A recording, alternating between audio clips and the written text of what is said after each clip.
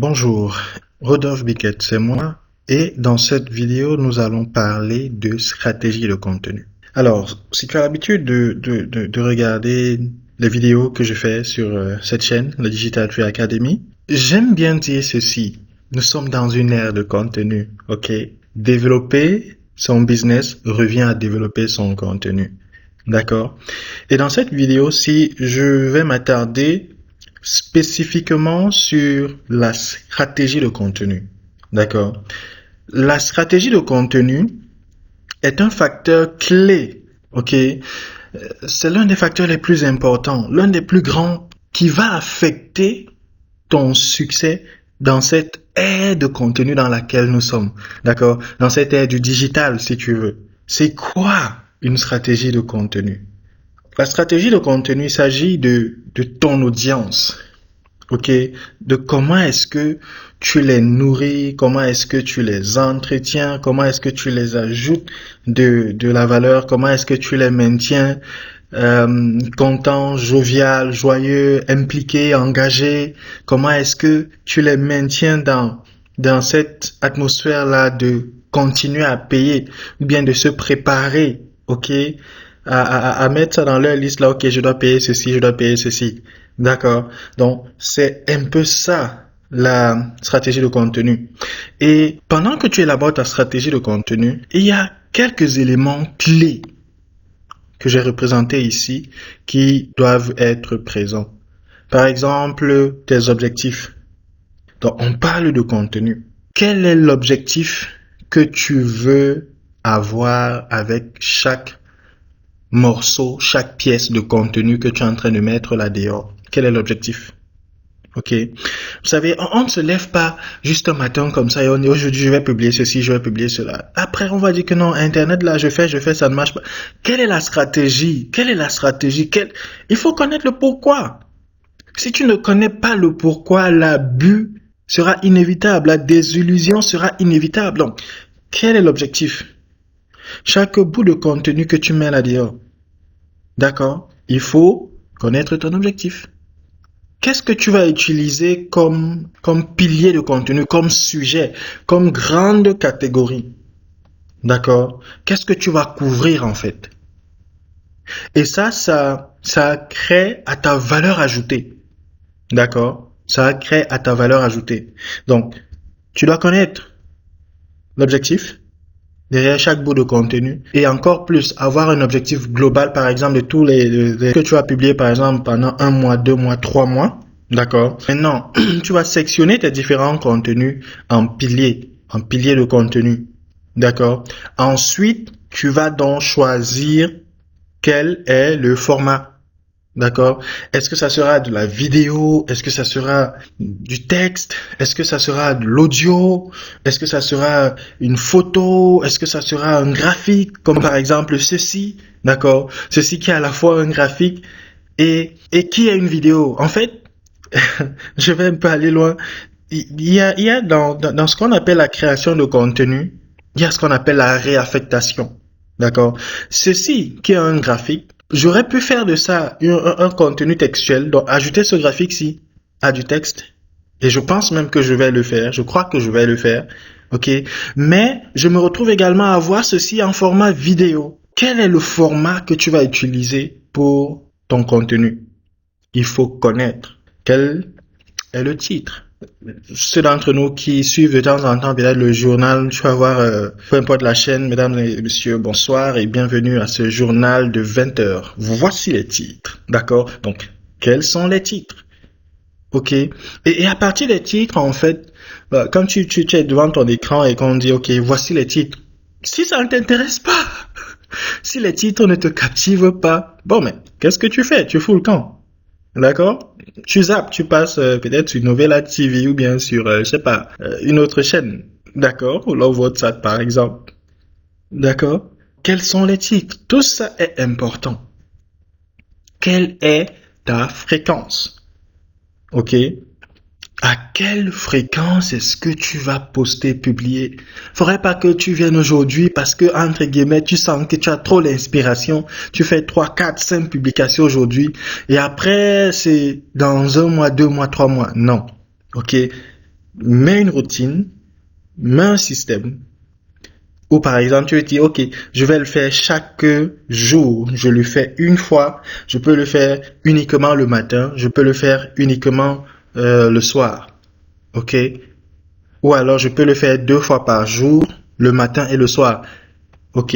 Mais quand tu définis ta fréquence, il faut rester consistant là-dessus.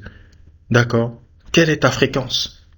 Ok? Et le dernier point que je veux présenter dans cette vidéo, c'est le passage à l'action. Qu'est-ce que tu veux que ton audience fasse après avoir consommé ton contenu, après avoir regardé la vidéo, après avoir, comment dire, lu la publication que tu as faite. Ok? Ceci est généralement facile pour peut-être les personnes qui vendent. Quand ils postent un truc, c'est déjà là, ok, je sais pas.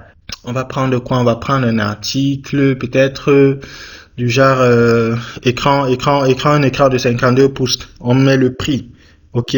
Donc à vendre, ok? L'objectif c'est quoi? Inbox peut-être pour le prix ou bien celui qui a 200 000 vient payer, d'accord?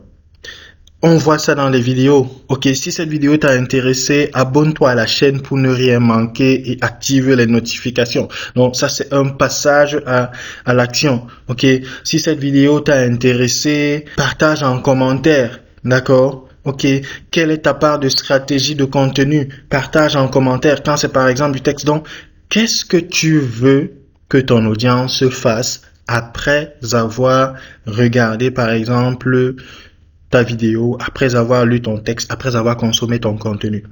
Ok, donc voilà un peu, grosso modo, ce que je voulais présenter dans cette vidéo. Ta stratégie de contenu, c'est important. Il y a des gens qui pensent, qui espèrent, qui s'imaginent réussir en ligne sans développer leur contenu, sans avoir une stratégie de contenu clairement définie. Ça ne marche pas comme ça. Ceux-là qui sont en ligne depuis longtemps et qui sont en train de générer des résultats sont passés par ceci. D'accord? C'est très important de le faire. Et ta stratégie de contenu, j'ai mis en place un calendrier de contenu annuel, d'accord, avec tout un mois, le mois de juin, rempli d'idées de contenu que tu peux exploiter avec par exemple les types de contenu. Tout à l'heure, je parlais de piliers de contenu ici, d'accord? Tu peux avoir différents types de piliers. Si je viens là, je clique ici par exemple, on va voir différents types de piliers de contenu. Blog, inspiration, podcast, newsletter, actualité, présentation de son offre, etc. Donc, j'ai ce calendrier de contenu qui regroupe vraiment d'importants éléments que tu peux utiliser pour ta stratégie de contenu. Ok. Là, tu peux voir par exemple le texte de la publication, le titre, le visuel que tu vas utiliser. Tout est déjà là, la plateforme sur laquelle tu vas déployer ton contenu. Parce que ça aussi, c'est important. Ton audience peut par exemple être sur une plateforme comme Instagram. Et toi, tu te retrouves sur YouTube. Et tu vas te plaindre après peut-être 6 mois que voilà, j'arrive pas à trouver de clients et tout. Il faut juste changer d'audience. Il faut connaître son audience. D'accord? Il faut connaître son audience. Les hashtags que tu vas utiliser. Le statut de la publication. Était différente. Est-ce que c'est à faire? Est-ce que c'est en progrès? Est-ce que c'est fait? Est-ce que c'est déjà publié? Moi, j'ai 4 états. Donc, à faire, ça veut dire que, ok, voilà, par exemple, l'idée, j'ai mis l'idée, ça veut dire que c'est à faire. Je peux parfois même laisser ça comme ça. En progrès, ça veut dire que j'ai commencé à remplir un certain nombre de choses. Peut-être venir avec le lien de destination. Ça peut être si c'est un blog, un article de blog que je veux faire. Donc, tout est déjà élaboré ici, là, pour toi. Les différents mois sont là, janvier, février, mars, avril, mai, juin, décembre, tout est là. De manière à ce que quand tu prends ce calendrier de contenu, tu peux l'exploiter facilement et avoir justement une bonne stratégie de contenu. Donc, ce calendrier de contenu, il est à 10 000 francs, 20 euros, d'accord? C'est moins cher. Peut-être que le prix peut augmenter très prochainement. Donc, si tu veux ce calendrier de contenu, n'hésite pas. Il y a le numéro qui est là, ok, ou bien le numéro de la Digital Tree Academy et ce calendrier de contenu sera à toi. Donc, il est fait sur la plateforme Airtable, qui est une plateforme gratuite, d'accord, avec des options payantes, mais j'utilise Airtable de manière gratuite. Donc, tu peux avoir ceci sur ton PC, tu peux avoir ceci via l'application mobile. Donc, ça me fait souvent, parfois, je suis peut-être en déplacement dans le taxi, je voulais dire dans le métro, mais on n'a pas de métro au Cameroun. Donc, parfois, je suis en déplacement et une idée de contenu me vient. Je note simplement cette idée de manière à pouvoir l'exploiter après. D'accord? Donc, ce calendrier de contenu va t'aider grandement dans ta stratégie de contenu. Et là, tu peux voir ici, ce document, j'ai aussi vrai que j'ai mon propre calendrier de contenu à moi où je mets tout ceci. J'ai également dans ma machine, ok, un dossier de création de contenu où j'ai les jours, d'accord, j'ai différents dossiers à l'intérieur, par exemple, ce qui a publié, donc, ce même processus-ci, je le réplique aussi dans ma machine, d'accord, d'une certaine manière différente.